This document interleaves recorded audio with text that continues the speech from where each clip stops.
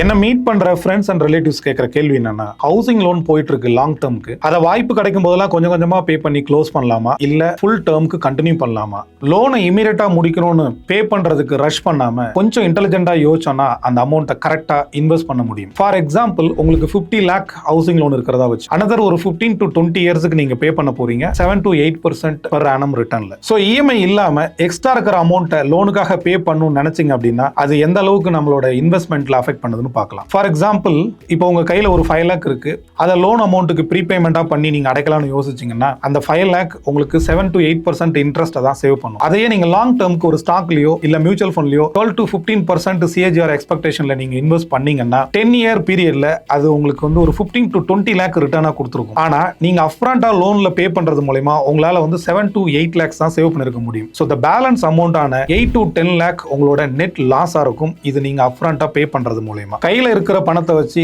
லோனை ப்ரீக்ளோஷர் பண்ணிட்டு கடன் இல்லாம வாழணும்னு நினைக்கிறது ஒரு எமோஷனலான டிசிஷன். ஏன்னா avoiding interest is smart, but earning return is smarter.